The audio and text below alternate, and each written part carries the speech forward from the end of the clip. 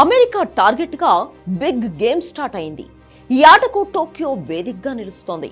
అవును, ప్రధాని Modi Tokyo tour ఇరు దేశాల సంబంధాలను బలోపేతం చేయడం ఒక్కటే కాదు, అంతకు మించిన వ్యూహాలు, అమెరికా లెక్కసరి చేసే ఎత్తులకు వేదికగా మారబోతుంది. ఈ మాటకొస్తే మోడీ జపాన్లో దిగడానికి ముందే అత్యంత రహస్య భేటీ ఒకటి జరిగింది.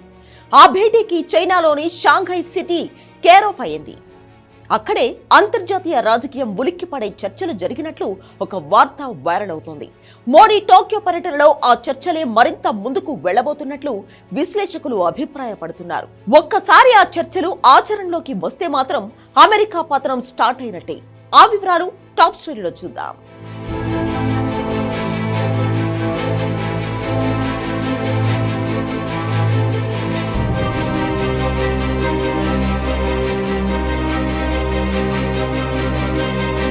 ప్రధాని మోడీ 2 రోజుల జపాన్ పర్యటనలోని అధికారిక అంశాలు, భారత్ జపాన్ మధ్య రక్షణ, భద్రత, వాణిజ్యం, ఆర్థిక, టెక్నాలజీ, ఆవిష్కరణలు, ప్రజల మధ్య సంబంధాలు సహా ప్రత్యేక వ్యూహాత్మ, అంతర్జాతీయ భాగస్వామ్యాల్ని ప్రధానులు సమీక్షించడమే. కానీ అసలు లక్ష్యం ఇవి మాత్రమే కాదు. ట్రంప్ టారిఫ్స్ కు చెక్ పెట్టే డెడ్లీ స్ట్రాటజీలు సిద్ధం చేయడం కూడా. వాటిలో ఒకటి జపాన్ను బ్రిక్స్ కూటమిలోకి వెల్కమ్ చెప్పడం కూడా కావచ్చు. ఎందుకంటే ట్రంప్ టారిఫ్స్ తో ఇబ్బంది పడుతోంది భారత్, బ్రెజిల్ మాత్రమే కాదు, జపాన్ కూడా. జపనీస్ కార్లు, ఎలక్ట్రానిక్స్ పై 25% నుంచి 35% టారిఫ్లు విధించారు. ఆ నష్టాన్ని పూడ్చుకోవాలంటే టోక్యోకు బలమైన ప్రత్యామ్నాయం కావాలి. అది బ్రిక్స్ కూటమి దేశాలే అని ఆ దేశం భావిస్తోంది.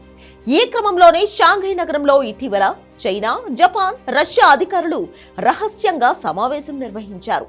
ఆ భేటీలో బ్రిక్స్ లో పూర్తి సభ్యత్వం గురించి చర్చించినట్లు ఓ నివేదిక పేర్కొంది.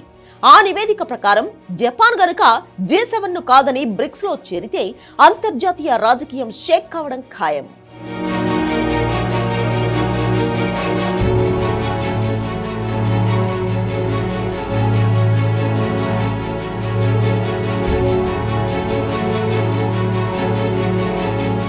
జపాన్ కనుక బ్రిక్స్ లో చేరితే ప్రపంచ ఆర్థిక వ్యవస్థ, అంతర్జాతీయ రాజకీయంపై భారీ ప్రభావం చూపుతుంది.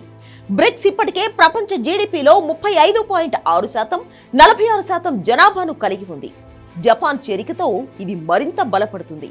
బ్రిక్స్ లో జపాన్ చేరితే యెన్ పాత్ర పెరిగి డాలర్ బలహీనపడుతుంది.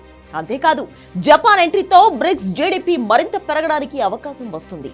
2024లో ప్రపంచ జీడీపీ 3.3%తో పోలిస్తే బ్రిక్స్ కూటమి జీడీపీ 4% నమోదైంది. జపాన్ చేరికతో G7 జీడీపీని బీట్ చేసే అవకాశాలు ఉంటాయి. అంతేకాదు, జపాన్ బ్రిక్స్ ఎంట్రీతో BRICS new develop bank, IMF, world bank కు పోటీగా ఎదుగుతుంది. దీంతో గ్లోబల్ సౌత్ కు ప్రాముఖ్యత పెరుగుతుంది. వివరంగా చెప్పాలంటే వెస్ట్ దేశాల ఆధిపత్యానికి చెక్ పడుతుంది. అమెరికా ఆధిపత్యాన్ని పూర్తిగా బలహీనపరుస్తుంది. ఇదంతా ఓకే, మరి టారిఫ్స్ తో రెచ్చిపోతున్న ట్రంప్ కు జపాన్ బ్రిక్స్ ఎంట్రీ ఎలా చెక్ పెడుతుంది?